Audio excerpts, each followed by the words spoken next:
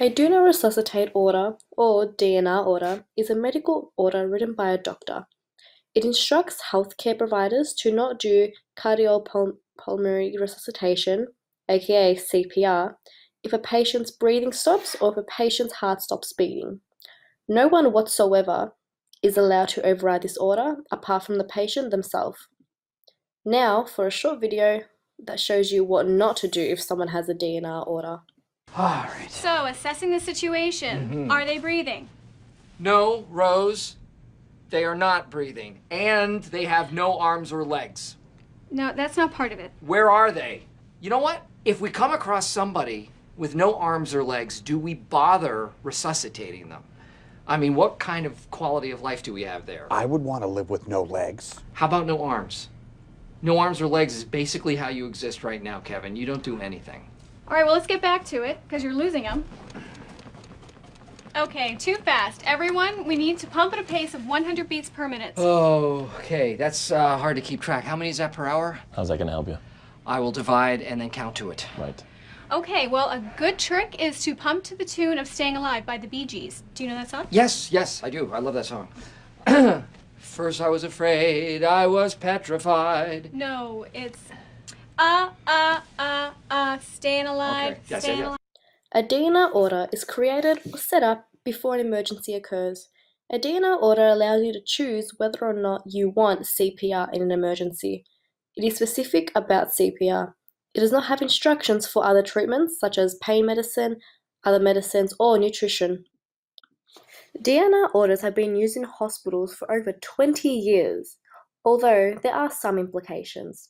Doctors fail to support patient autonomy and to prevent non-beneficent interventions. The failure of these lead to serious consequences. Patients are so unable to make informed decisions in regards to resuscitation, and CPR is performed on patients who would have wanted it withheld, which is very unfair on the patients as they are having a decision so serious such as their life made for them. Current literature in the sphere regarding DNR includes the order in cancer patients. DNR orders are often placed late in the disease process. This may cause disagreements and issues between doctors and patients and make the decision less autonomous. Family members can also play an enormous part in ordering DNR orders, as some families believe they are able to override the orders. A journal article entitled "Do Families Understand Do Not Resuscitate Orders?"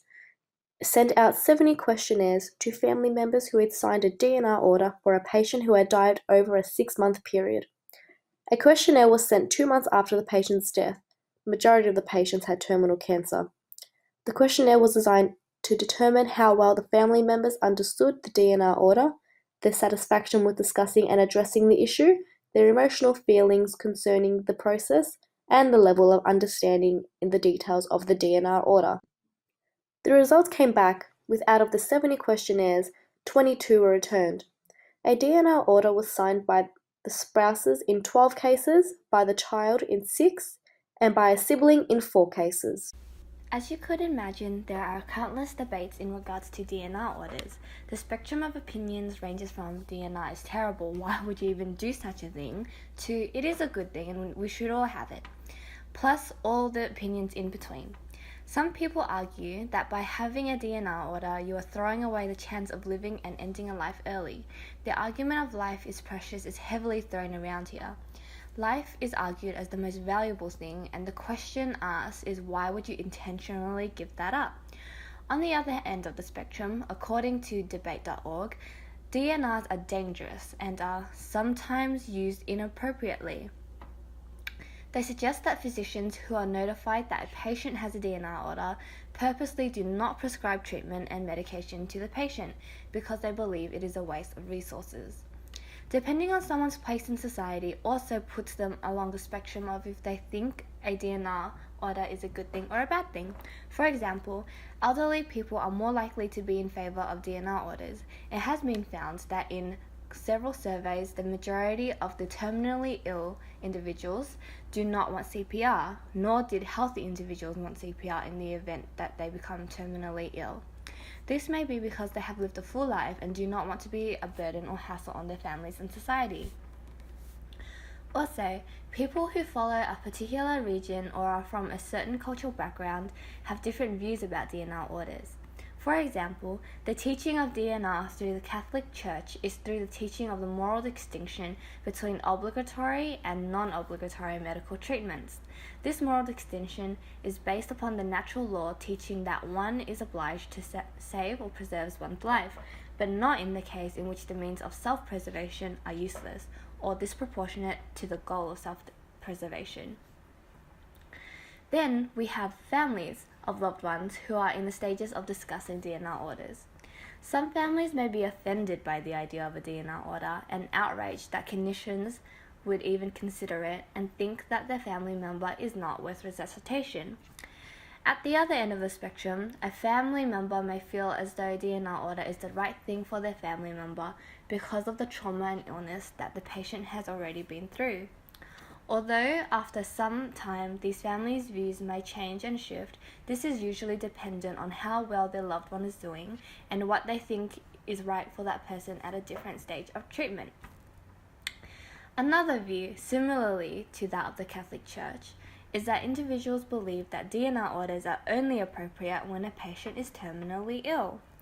They argue that a DNR order is only beneficial here because the patient is already in extreme pain and would not want to be resuscitated.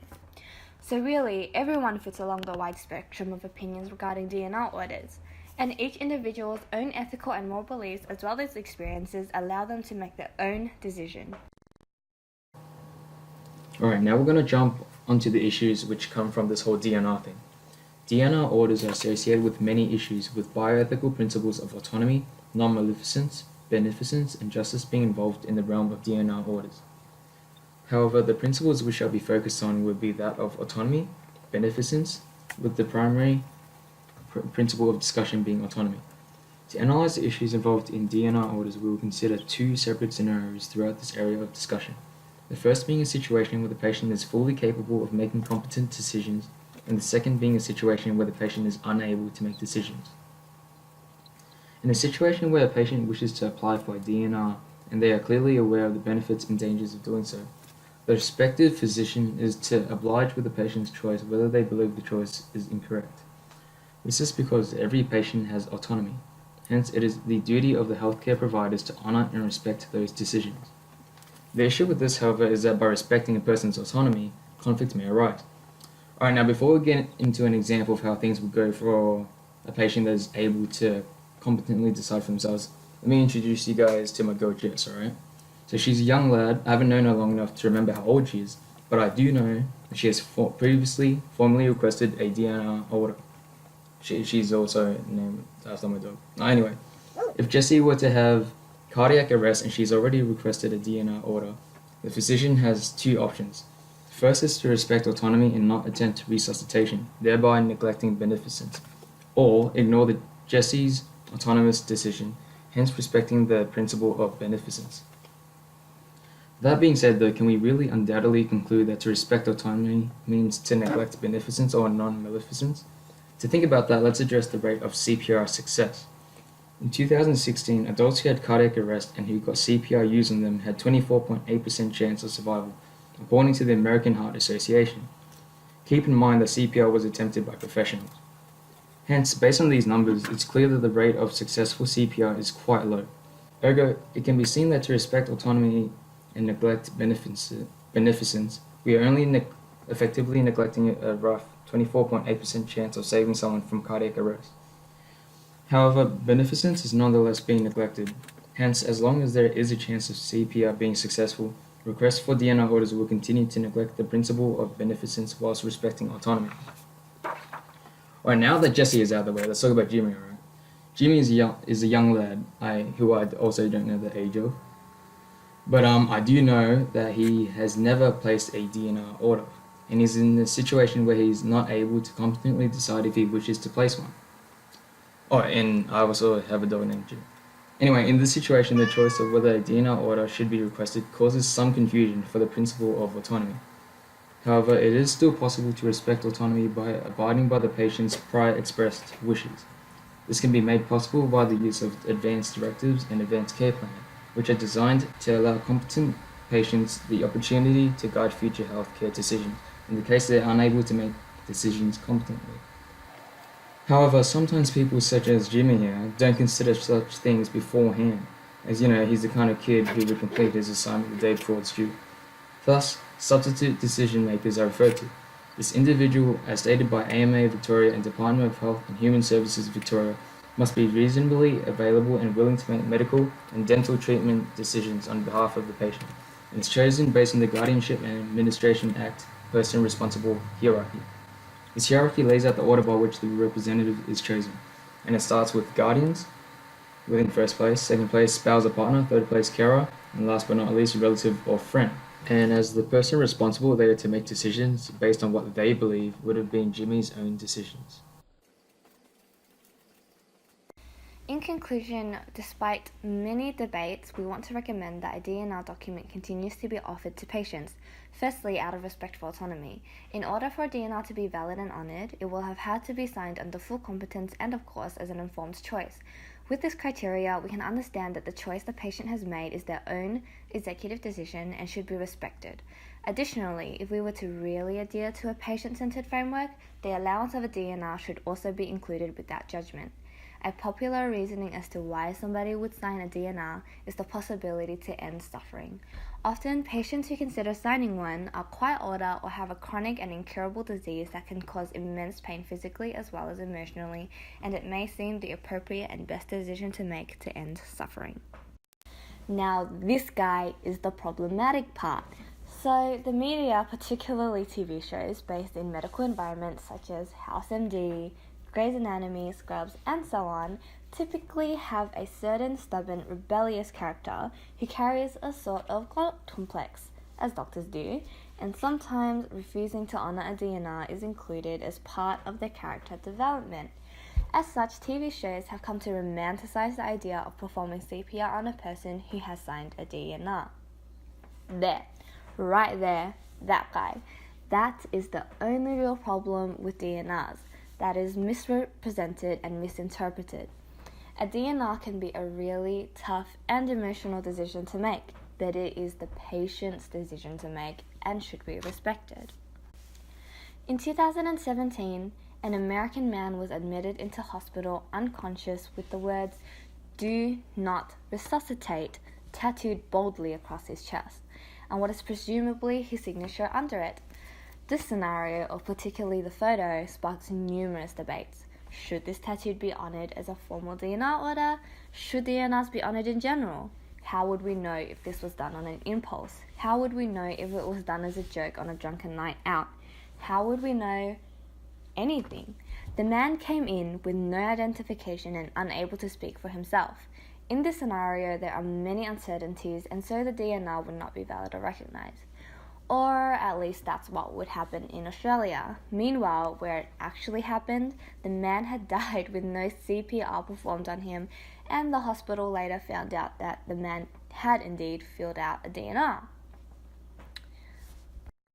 Finally, DNRs come into debate when the end-of-life wishes of a patient comes into conflict with their loved ones. Some may even question that a DNR may be signed under the influence of a doctor. A debate had been sparked on a talk show way back in the UK in 2015 when the NHS proposed that doctors ask all of their over 75 patients whether they would sign a DNR order. This was taken massively as an insult.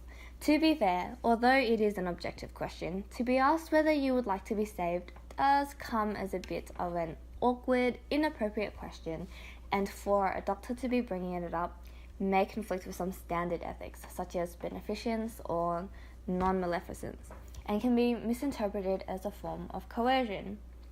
Despite many debates, it is important, especially in Western medicine, that autonomy and patient-centered care is held at a high priority, and therefore, against many conflicting arguments, we want to recommend that DNRs continue to be valid and honoured.